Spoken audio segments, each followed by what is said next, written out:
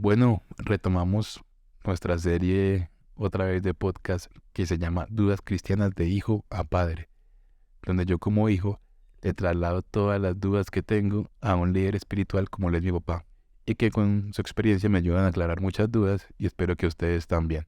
Hoy queremos tocar un tema, y sobre todo yo, que es la adversidad y cómo enfrentarla.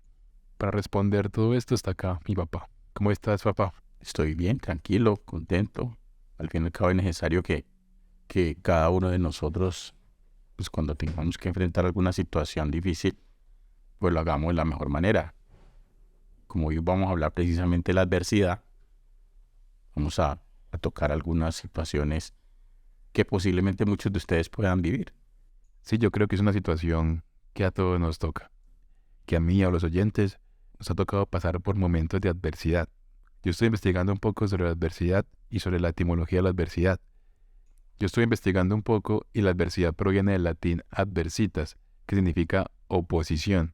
Y cuando hablamos de adversidad nos referimos siempre a algo que está en contra, a una situación que siempre estamos en desventaja o desfavorable, que tenemos obstáculos al frente, que se nos dificulta siempre nuestros planes o metas que debemos conseguir, como por ejemplo una pérdida de un ser querido, la enfermedad, crisis en el trabajo, crisis en la familia, cosas que no podemos evitar, y cualquier persona, camino que tome, siempre debe enfrentarse a una adversidad. Totalmente. A todo mundo, todo ser humano, desde el mismo momento que nace, ya empieza a enfrentarse a situaciones difíciles, que son adversas, que son contrarias, que muchas veces uno ni siquiera las espera y que de una u otra forma nos puede desestabilizar en muchas áreas. Yo personalmente hay veces que siento que no puedo con la adversidad, siento que el obstáculo es demasiado grande o la oposición es muy fuerte para mí. ¿Cómo puedo verla diferente o cómo puedo enfrentarme a ella? Depende mucho de la mentalidad, Ujú. ¿cierto? La mentalidad con que se enfrenta uno a la vida diaria, de la forma como uno ve las cosas y especialmente de la fe que uno tenga primero con Dios, sí, y el estilo de vida que se viva. Porque muchas veces si uno no tiene un buen estilo de vida, pues las adversidades van acumulándose y van creciendo cada día más. Ujú. Porque muchas veces las adversidades son generadas bien sea por uno, Sí, ¿sí? O por otras personas que lo rodean a uno, o simplemente por algo fortuito, que ya esas son difíciles de, digamos, de evitar. no es de evitar y tal posiblemente hasta de solucionar. Porque, por ejemplo, si yo voy por una carretera y se viene una luz de tierra, ¿sí? Ujú. Y no podemos culpar a una persona ni culparme a mí mismo. O sea, algo natural. Ujú. Cuando pasa algo así, la mentalidad de uno siempre es negativa, como que tengo mala suerte, es un castigo, Dios no me quiere, ¿por qué me pasa solamente esto a mí? Y comienza uno a tener una mentalidad negativa. ¿Qué ejemplo nos puede dar de una adversidad que sea muy negativa para uno, cómo uno la pueda enfrentar? De la mayor adversidad que yo he tenido, que sí se puede decir adversidad, pues es la muerte de mi hijo hace 4 meses. Esa para mí ha sido la más fuerte, Sí. porque en realidad pues la pérdida de un hijo eso nadie la espera, más un hijo joven, Mm. que supuestamente debe tener salud, que debe estar bien en todas sus áreas.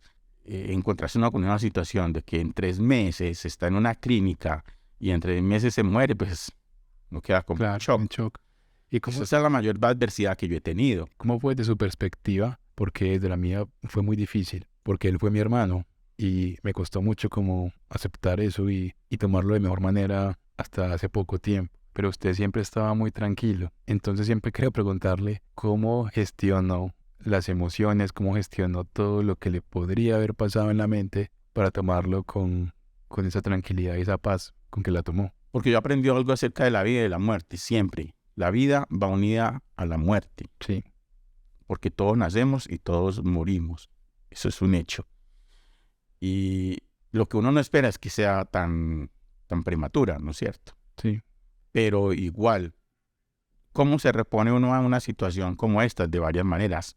La más importante para nosotros es buscar a Dios en oración y agradecerle, porque al fin y al cabo, eh, Andrés Esteban, mi hijo, en realidad no es mío, no era mío, es de Dios. Dios no lo da, no lo presta, y es de Él. Como la palabra de Dios dice, Dios da y Dios quita. Jehová Dios dio, Jehová Dios quitó. Sea el nombre del Señor bendito. Ese es uno de los versículos que a mí me ha ayudado mucho, en primer lugar, ¿verdad? Y el otro es, desnudo vine del vientre de mi madre y desnudo volveré. Y Dios es el que da la vida y Dios es el que quita la vida. Sí. Normalmente yo no voy a poner a pelear con Dios. Simplemente le doy gracias a Dios, pues, empezando porque yo lo vi morir. Sí. Prácticamente murió en mis brazos. Sí, que ya lo habíamos hablado él y yo cuando estaba vivo, que si él se iba a morir, que él quería morir en mis brazos. Y prácticamente eso sucedió. De hecho, yo ni lloré ni nada. Lo único que hice fue arrodillarme ahí al lado de la cama donde él estaba del hospital. Sí. Ya estaba su cadáver allí. Le impuse las manos y le di gracias a Dios por habernos permitido disfrutar de nuestro hijo durante 34 años. Sí, justamente pasó eso y por eso le pregunto, porque yo me sorprendí. Porque yo llegué justamente después y cuando yo veo el cadáver de mi hermano, yo sí no pude gestionar bien la reacción. Yo lo abracé el cadáver, lloré junto a su cuerpo. Me decía, hijo, ya se fue. Con una tranquilidad y una paz que me transmitió también a mi paz. Y eso a mí me sorprendió porque me sorprendí y dije, si mi papá está tranquilo, yo también debo estar tranquilo. Y también debo agradecer por la vida de mi hermano Andrés que compartí con él. Y eso es muy importante, como ver a otras personas, cómo toman las adversidades para uno también darse cuenta de que hay otras maneras de tomar las adversidades y que uno debe aprender a gestionarlas. ¿Cómo usted puede aprender a gestionarlas o saber cuál es la clave para enfrentarse a la adversidad? Que hay un versículo que es clave, que debemos tener en cuenta, Romanos 8:28. Dice, para los que aman a Dios, todas las cosas les ayudan a bien. Uh-huh. Conforme, lógicamente, a lo que Dios desea y quiere para nosotros. Entonces, hay cosas que uno no entiende como ser humano, Sí. porque estamos limitados en una mente muy finita, no comprendemos los designios de Dios, la voluntad de Dios y la soberanía de Dios. Pero cuando uno se mete, digamos, en la palabra de Dios y sabe que Dios es el dueño absoluto de todo y que de Él depende todo y por Él vivimos, por Él nos movemos, por Él respiramos y por Él actuamos, pues lo que entiende es que si Dios, digamos, está con nosotros, ¿quién contra nosotros? Y si sucede una cosa de esta y Él mismo es el que ha actuado conforme a su voluntad, yo no me voy a oponer absolutamente en nada. Entonces a nosotros nos ayuda mucho porque en cierta forma Dios de alguna manera está haciendo algo que posiblemente sea positivo, aunque uno no lo vea así o crea que no es así. Bueno, y como todo ser humano pasa por adversidades, me imagino que Jesús al vivir una vida humana y ser hombre también tuvo que enfrentar muchas adversidades. No sé si hay datos o historias que cuentan cómo Jesús sortió la adversidad o cómo se enfrentó Jesús a la adversidad. Un caso muy particular que me llama mucho la atención y que yo lo he estudiado muchas veces y lo he repasado en muchas ocasiones y fue cuando él hizo el lanzamiento oficial como Mesías en Nazaret, Uh-huh. que fue la ciudad donde él se crió. En esa época no era una ciudad, sino era un pueblo pequeño, como de 400 habitantes según los historiadores. De manera que todo el mundo se conocía, casi que eran como familia. Sí. Y Jesús vivió como un ser humano común y corriente ayudando a José, que era su padre putativo, lo ayudó en la carpintería y de hecho la Biblia dice que a Jesús le decían el carpintero, porque lo veía, me imagino, ayudando a su padre con la carpintería y con su oficio. Uh-huh. Entonces cuando él sale guiado por el Espíritu Santo al desierto y hace un ayuno de 40 días y 40 noches y baja de allí, se encuentra con el Juan Bautista en el río Jordán y es bautizado, dice que el Espíritu Santo vino sobre él. Entonces él va a Nazaret y hace su lanzamiento oficial como Mesías y cuando llega a la sinagoga, el maestro o el maestro de ceremonia, no sé cómo se pueda llamar, o el ministro, que le dice así la Biblia, es ministro, le entrega en un rollo de la palabra de Dios, Sí. del profeta Isaías, porque así era que se manejaban las cosas. Cualquiera que quisiera podía salir a leer, hacer una lectura ante todos. Y Jesús abre precisamente el capítulo 61 de Isaías, que dice, el Espíritu de Dios está sobre mí, porque me ha ungido el Señor y me ha enviado a predicar buenas nuevas a los pobres, a los abatidos, a dar vista a los ciegos, a dar oído a los sordos, a sanar a los enfermos, a liberar a los oprimidos. Y entonces cuando él llega y cierra el libro, dice, esto se ha cumplido hoy en este lugar. Pues claro, todo el mundo quedaba mirándolo, sorprendido. Y dice, pero bueno, este es el hijo del carpintero, este no es el hijo de María. Y empiezan a hablar allí, Ya estoy hablando de eso. y entonces, pero se sorprendían porque ya habían oído que él había hecho algunos milagros. Entonces, cuando él se sienta, porque al parecer la dinámica en la sinagoga era que la persona que leía se sentaba y luego explicaba el pasaje. Sí. Y entonces él daba una explicación muy tremenda que les molestó a los que estaban allí. Él dijo, por ejemplo, en Israel, en la época de Elías había muchas viudas y también había mucha hambre, pero sin embargo Dios envió a Elías a una viuda extranjera en Sarepta y allí hizo un milagro dándole de comer a la viuda y al hijo. Ajá. Y dijo que no fue en Israel, sino que fue afuera, como queriendo decir que Dios también no solamente amaba al pueblo de Israel, Creo que también sino también a los extranjeros, a los gentiles. hace milagros fuera de Israel. Así es. Y entonces también hizo referencia al caso de Naamán el sirio. Dice que Eliseo le manda a decir a Naamán que se sumerja 7 veces en el río Jordán, porque Naamán sufría de lepra. Y era la única manera de sanarse, porque había hecho de todo y no había podido. Pues la lepra era una enfermedad incurable en esa época, ¿verdad? Entonces, viene, se sumerge 7 veces en el Jordán y sale limpio su piel.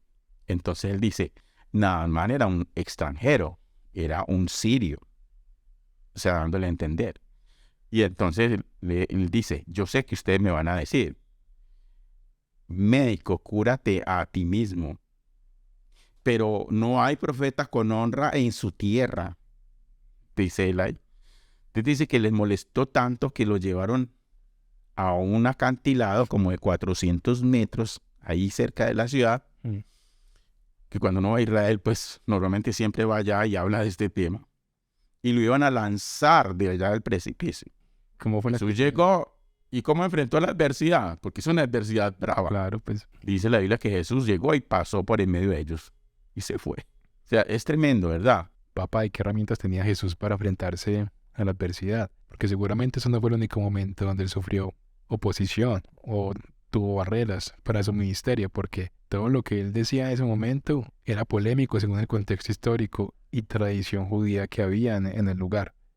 Entonces, claro, lógicamente en esa época el pueblo judío, bueno, y todavía en la actualidad, ellos estudiaban la Torá, habla de todos los profetas y lo que los profetas dicen, pero ellos nunca llegaron a entender o a aceptar que Jesucristo era precisamente ese Mesías del cual hablaban los profetas. Entonces, cuando Jesús aparece en escena y empieza a hacer milagros, prodigios, señales, y empieza a hablar como habló, pues ellos primero no entendían, segundo no aceptaban, tercero su ego religioso y su capacidad intelectual, creyéndose los iniciados, pues decían, no, pues nosotros somos mejores que él. Y eso los molestaba demasiado y por eso se enfrentaban permanentemente, porque Jesús era un adelantado de la época en esos momentos. Usted siempre vivió en adversidad. Todo el tiempo vivió en el filo de la navaja. No fue fácil para él. De hecho, hasta los mismos conocidos y familiares no creían en él. Entonces, ¿qué deberíamos aprender nosotros como cristianos acerca de cómo Jesús enfrentó la adversidad? Bueno, hay 3 cosas, ¿verdad? Ya una estuvimos hablando aquí en un podcast anterior, que fue la oración. La oración es la que me fortalece a mí y me capacita y me permite enfrentarme a cualquier situación. Porque si yo una persona de oración, cuando yo me levanto es como un gigante. Y a mí no me importa lo que pase alrededor.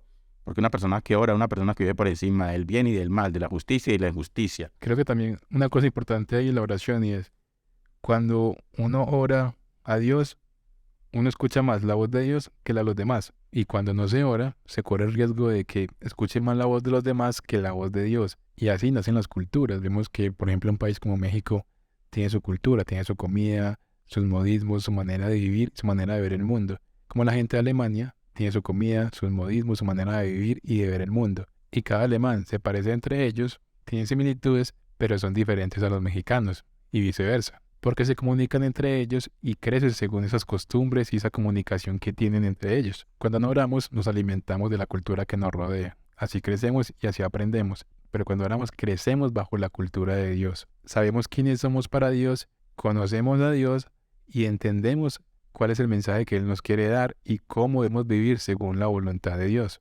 Totalmente, que la oración me capacita y me habilita a mí para enfrentarme a cualquier situación en la vida. Y por eso, entonces ya empiezo yo a mirar las cosas de otra manera, no con los ojos míos, sino con los ojos de Dios. Ya no pienso escuchar voces extrañas, sino que escucho es lo que Dios dice. Y no me afecta mucho lo que los demás digan de mí, ¿verdad? Sí. Y empiezo a aprender a tolerar a los demás. Y si este está enojado conmigo, bueno, de pronto solucionemos esa situación de una manera más fácil. No con pelea, ni con pleito, ni con rencillas, ni con insultos, ni maltratos. Hay muchas formas de solucionar las situaciones difíciles. Yo recuerdo una vez que yo iba conduciendo y yo cometí una infracción. Sí. Me salí demasiado digamos, del cruce y venía una moto a toda velocidad y casi se estrella contra mí. Y el tipo, pues lógicamente se enojó conmigo. ¿Cómo sería que se enojó y se devolvió? Sí. Entonces cuando él ya se devolvió a insultarme, yo le dije, hermanito, qué pena con usted. Yo tuve la culpa, no me di cuenta, no lo vi. Entonces ya cuando él oyó, Cambió la actitud, me imagino. empezó a bajarse. Perdóneme, usted tiene toda la razón de estar enojado. Y el tipo solamente quedó callado, cogió su casco, se lo puso y se fue. Se evitó un conflicto ahí. Total. Y hasta puede haberme hecho un amigo. Porque cuando la gente entiende que en realidad uno reconoce sus errores o sus equivocaciones y que uno verdaderamente lo reconoce de sincero corazón, la gente entiende también, tampoco la gente es ignorante. Entonces por eso hay que saber enfrentar las situaciones difíciles como cristiano. Entonces la primera es la oración y la segunda es una mentalidad positiva. Y eso sí se puede decir, mentalidad positiva. Usted tiene que ver las cosas desde un punto de vista no negativo, sino positivo, de que de ahí puede sacar algo bueno, de una situación difícil, de una adversidad, de un problema, de una crisis. Usted puede sacar muchas cosas buenas, pero nosotros normalmente nos enfrascamos en que nos va a ir mal, esto no va a salir bien, esto va a ser peor. ¿Por qué? No necesariamente. ¿Y cómo se cambia una mentalidad negativa a una positiva? Cuando se enfrenta a la situación, usted tiene que darle gracias a Dios. O sea, con la oración también. Agradecerle a Dios. O sea, oración, mentalidad positiva y agradecimiento. Agradecimiento. Porque cuando uno no agradece a Dios y no es que se enfrenta a Dios y dice, Dios, tú no me amas, no me quieres, ¿por qué me pasa a mí siempre esto? Porque a mí sí y a otros no. Y así no es. De pronto Dios está llamando la atención, porque muchas veces las adversidades son para llamarnos la atención. Las adversidades son para que nosotros nos volvamos a Dios. Las adversidades muchas veces son también para formar nuestro carácter. Para tratarnos. Para establecer nuestro carácter como el carácter de Cristo. Las adversidades sirven en muchas ocasiones para hacernos ver cosas que sin ellas no podríamos ver jamás. Entonces, siempre la adversidad hay que mirarla desde el punto de vista positivo y no desde un punto de vista negativo. Y aprender a disfrutarla. De hecho, si usted va, por ejemplo, a un pasaje en la Biblia, en Hechos, en el capítulo 14, el versículo 22. ¿Qué dice? Dice, confirmando los ánimos de los discípulos, exhortándolos a que permaneciesen en la fe y diciéndoles, es necesario que a través de muchas tribulaciones entremos en el reino de Dios. Para ellos, los apóstoles en esa época, pasar por una tribulación era símbolo de gozo. Porque si los metían a la cárcel, si los azotaban, ellos se sentían gozosos porque estaban sufriendo por causa del evangelio. Una cosa rara, porque ¿quién va a querer que lo azoten o que lo encarcelen? Su vida no estaba en este mundo. Exactamente. Entonces, como ellos, para ellos era algo extraordinario, sufrir por el Señor. Entonces, para ellos era algo que les produciera gozo, en vez de tristeza y llanto y depresión o ansiedad. No, se gozaban antes, gozados, dice la Biblia, en la tribulación. Goces en la tribulación. Cuando uno le dice esto a la gente dice, este está loco. Si no, pues critica a nadie de eso. Pero es un error no hacerlo. Y hay una frase que yo aprendí desde muy joven, y es que cuando las cosas se ponen duras, los duros se ponen en marcha, ¿verdad? Cuando las cosas se ponen duras, los duros. Y Jesús dijo una frase también tremenda. Dice, el reino de los cielos sufre violencia y solo los violentos lo arrebatan, queriendo decir que los que se enfrentan a las circunstancias adversas, a las situaciones difíciles, son los que van a lograrlo. Hay una frase que dice siempre por ahí que dicen, todo es para bien.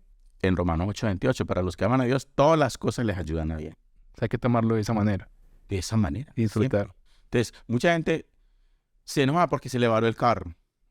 Pero no saben que de pronto Dios los estaba protegiendo de un accidente más adelante. Pero como nunca lo vieron, entonces nunca lo van a entender y nunca lo van a aceptar.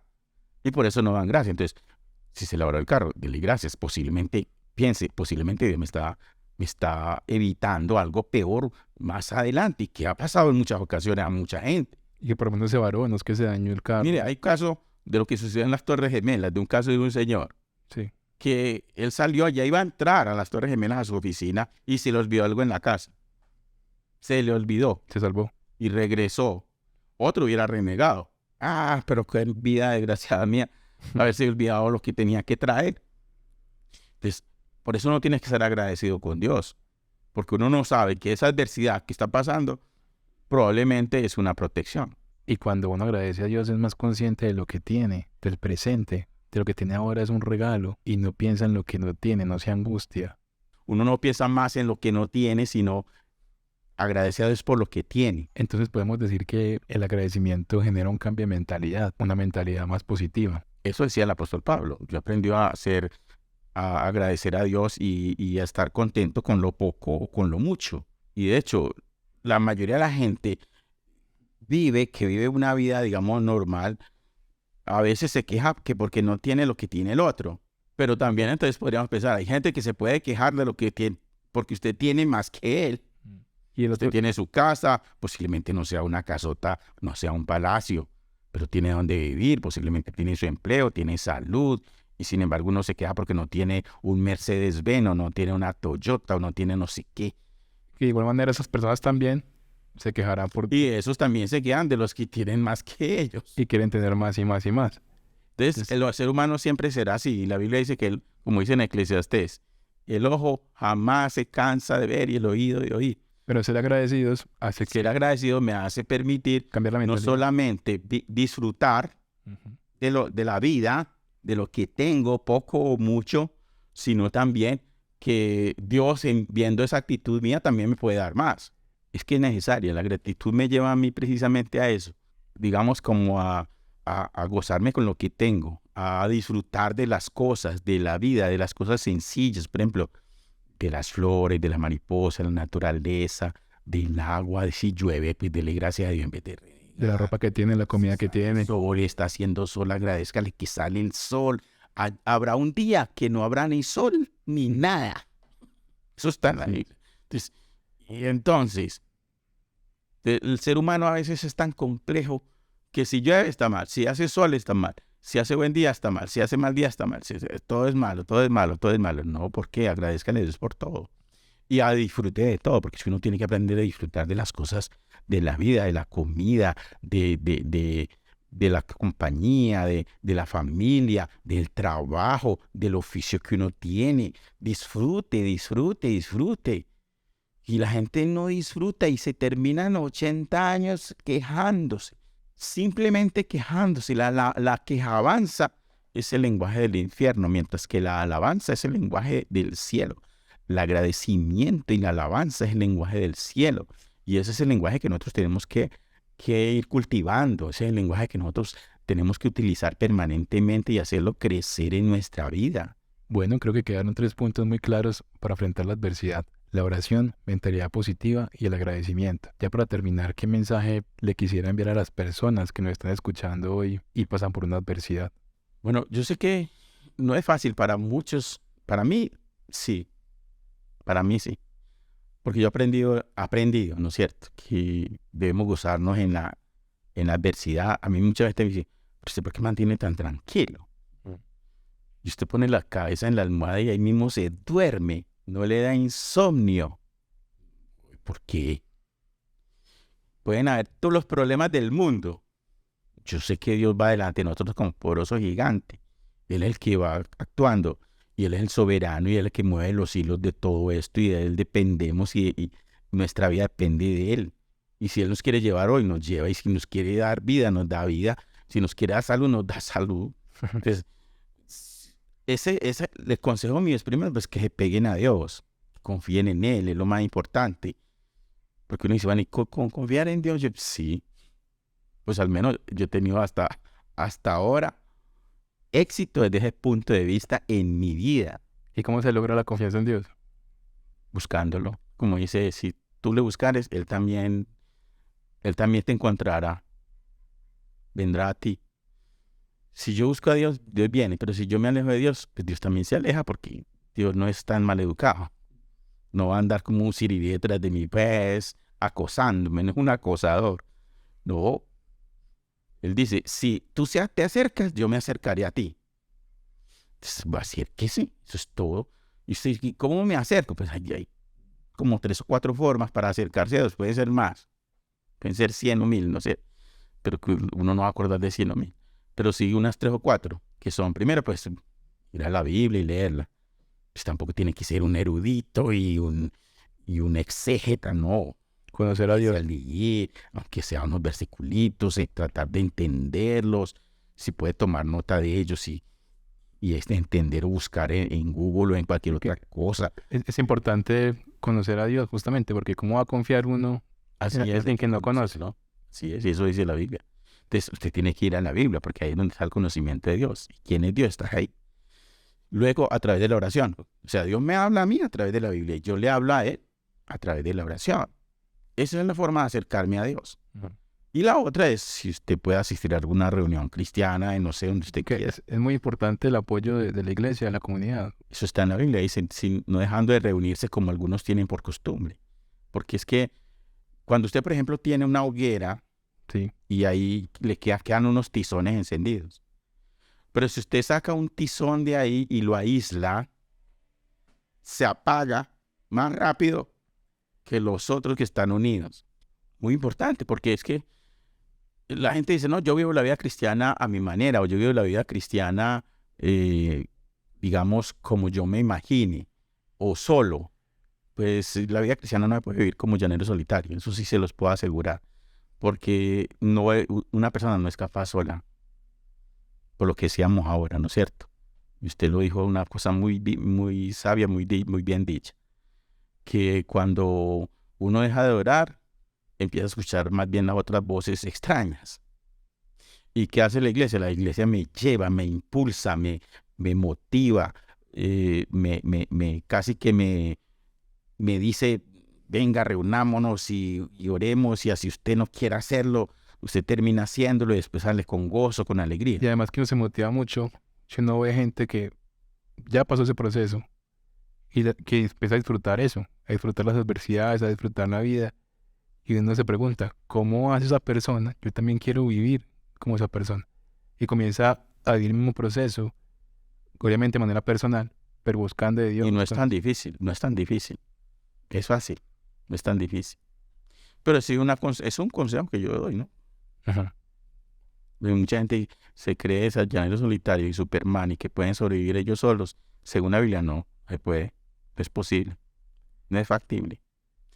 Es posible que sobreviva algún tiempo, pero después el mundo, el enemigo, la carne, la sociedad los va ahogando. Y eso está en la Biblia, cuando la parábola del sembrador, no sé si usted se acuerda, que el sembrador salió a sembrar y tenía la semilla en el camino y vinieron las aves y la comieron, y otras cayó en pedregal y ya salió el sol y la secó, otras cayó entre espinos y las ahogaron, y una cayó en tierra buena. Entonces, ¿qué pasa? Jesús le explicó muy claramente. La semilla que cae en el camino, que las aves la llevan, es que cae la palabra en el corazón de la persona está feliz, contenta, pero dice que llega el diablo y le arrebata la palabra del corazón y esa persona se aleja. O la que cae entre pedregales, dice que el sol la seca. Entonces, los problemas, las dificultades de la vida, las situaciones difíciles, la gente ya no quiero volver porque tanta situación, no creen que con eso van a solucionar, eso no soluciona nada. Y la otra es que cayeron entre espinas, es decir, lo ahogaron, que pues el mundo, la carne, los deseos inmoderados, en fin, el pecado, todo eso, el licor, el vicio. Entonces lo ahogan y ya uno es capaz, por mucho que intente y quiera sobresalir, no lo hace.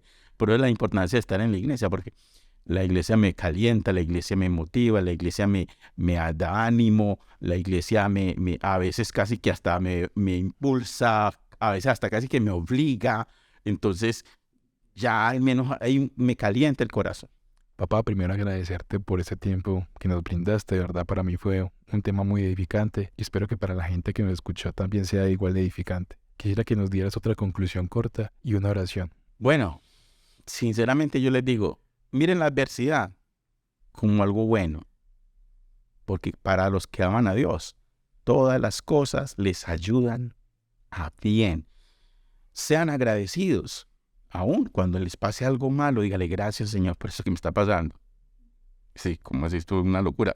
Hágalo como una locura, no importa, pero haga el ejercicio. Haga el ejercicio, dele gracias a Dios. Y la otra, empieza a cambiar la mentalidad negativa a una mentalidad positiva. Que es que la gente siempre es todo negativo, todo es negativo. No sé quién les ha enseñado todo eso. Tal vez en la casa donde viven o en la misma sociedad. No, una mentalidad positiva. Siempre de gozo, de alegría. Sí, como dice, gozaos en la tribulación, gozaos y otra vez gozaos. Dice la palabra, gócense con los problemas, con las situaciones. De entristecerse y tal vez aislarse. No. Olvídese. Y vamos a hacer una oración para darle gracias a Dios. Señor, te damos gracias por esta oportunidad que nos das de estar delante de ti en tu presencia. Sabemos que no es fácil la adversidad, porque hay adversidades que son muy fuertes, hay otras que no son tan fuertes, pero sin embargo las adversidades depende de la actitud con que nosotros las miremos, las enfrentamos, las asumimos. Las adversidades muchas veces, Señor, son para llamar la atención, para llamarnos la atención, que volvamos los ojos a ti. La adversidad muchas veces es para enseñarnos a que no seamos orgullosos, sino humildes. La adversidad muchas veces también surge para que nosotros tengamos el carácter de Cristo, para que seas tú por medio de tu Santo Espíritu haciendo una obra en nosotros por medio de la adversidad, de las situaciones difíciles. Con la adversidad tú nos enseñas también a ser agradecidos, a tener una mentalidad positiva y de éxito y a buscarte en oración, no importa la situación por la que estemos pasando. Y depende de cada uno de nosotros cómo miremos la adversidad. Y hay adversidades que para mí pueden ser adversidad y para otros no. Y todo lo contrario también. Para otros puede ser adversidad y para mí no. Porque muchas veces depende con el cristal con que miremos. Enséñanos a mirar con el cristal tuyo, con tus ojos, no con los ojos nuestros, no con los ojos humanos. Porque cuando lo miramos desde los ojos humanos, siempre estamos tratando de ver lo peor, de ver lo malo. Mientras que cuando es con tus ojos, bendito Señor, podemos ver lo positivo, podemos extractar lo mejor, podemos sacar cosas extraordinarias de la adversidad, de las situaciones difíciles, de las crisis, de los problemas que se presentan a diario en nuestra vida.